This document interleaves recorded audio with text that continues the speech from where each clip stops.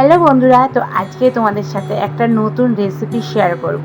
তার আগে বলে রাখি, এটা কিন্তু সত্যিই আমার কাছে নতুন, কারণ আগে আমি কোনো সময় ট্রাই করিনি। আজকে ফার্স্ট টাইম ট্রাই করলাম। আর শাশুড়ি মা বাজারের থেকে না দুটো বেশ বড় বড় মোচা নিয়ে এসেছিল, আর মোচার ঘন্ট রান্না করেছি, অনেকটা হয়েছে। তো ভাবলাম কিছুটা দুপুরে খাবার জন্য রেখে দিই, আর কিছুটা হচ্ছে মোচার চপ বানাবো, কারণ মোচার চপ খেতে আমার ভীষণ ভালো লাগে। তার আগে তোমরা বলো তো, মোচার চপ কোথায় বিখ্যাত জানো কি? অনেকে জানো, আবার অনেকে জানো না, তাহলে আমি বলেই দিই। দীঘায় যাওয়ার আগে মেচেদা বলে একটা জায়গা পড়ে, ওখানে কিন্তু মোচার চপ বিখ্যাত। সত্যি বলতে বন্ধুরা, আমি যে কবার গেছি না দীঘায়, আমি কিন্তু ওখান থেকে মোচার চপ কিনে খেয়েছি। আমার ভীষণ ভালো লাগে মোচার চপ খেতে। তো ফার্স্টে বলে দিই আমি মোচার ঘন্টটা কিভাবে আর কি বানালাম। প্রথমে মোচাটাকে ভালোভাবে সিদ্ধ করে নিয়েছি। নেওয়ার পরে কিন্তু ঠান্ডা হয়ে গেলে মোচাটা আমি হাত দিয়ে চটকে নিয়েছি। অল্প একটু জল জল থাকবে, তো সেটা ফেলবে না, সেটা রেখে দেবে। আর এদিকে আমি একটা মশলার পেস্ট বানিয়ে নিয়েছি। মশলার মধ্যে ছিল শুকনো লঙ্কা, রসুন, পেঁয়াজ আর টমেটো আর গোটা জিরে। তো সেই পেস্টটা বানিয়ে নিয়ে আর কি ভালো করে তেলে কষিয়ে নিলাম। নেওয়ার পরে কিন্তু চিংড়ি মাছগুলো আমি অ্যাড করে দিলাম।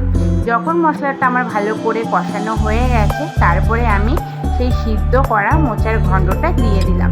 দিয়ে ভালো করে নাড়াচাড়া করে কিন্তু আমি অল্প আঁচে ঢাকা দিয়ে রেখেছিলাম। আর তারপরে যে জলটা ছিল তোমাদেরকে বললাম, সেই জলটা কিন্তু শুকিয়ে গেছে। আর তারপরে দেন আমার রেডি হয়ে গেছে মোচার ঘন্ট। আর হ্যাঁ, লাস্টে কিন্তু আমি একটু দিয়ে দিয়েছিলাম শাহি গরম মশলা। শাহি গরম মশলাটা কিন্তু মানে যে কোনো তরকারির একটা আলাদা ফ্লেভার এনে দেয়। তো এদিকে পুরো রেডি আমার হচ্ছে মোচার ঘন্ট। তো এইভাবে তোমরা সবাই করে দেখতে পারো, ভীষণ টেস্টি হয় খেতে।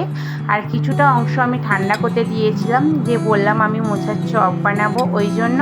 তো এদিকে আমি একটা বেসনের ব্যাটার গুলে নিয়েছি। আর এদিকে মোচা ঠান্ডা হয়ে যাওয়ার পরে কিন্তু আমি চৌকো শেপে হচ্ছে মানে কি বলবো করে নিয়েছি, চৌকো শেপ করে। তো তারপরে এই যে ব্যাটারের মধ্যে ভালো করে চুবিয়ে আমি কিন্তু গরম তেলে দিয়ে দিলাম। আর সত্যি বলতে কি মানে খুব সুন্দর হয়েছিল মোচার চপটা খেতে।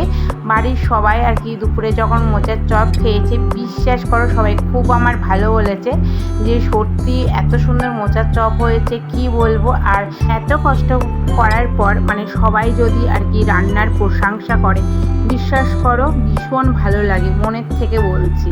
তো যাই হোক, এইভাবে তোমরা মোচার চপ বানিয়ে খেতে পারো, খুব টেস্টি হয় আর ভীষণ ইয়াম্মি হয়। তো ভিডিওটা ভালো লাগলে লাইক, শেয়ার, কমেন্ট আর সাবস্ক্রাইব করতে ভুলবে না। চলো টাটা।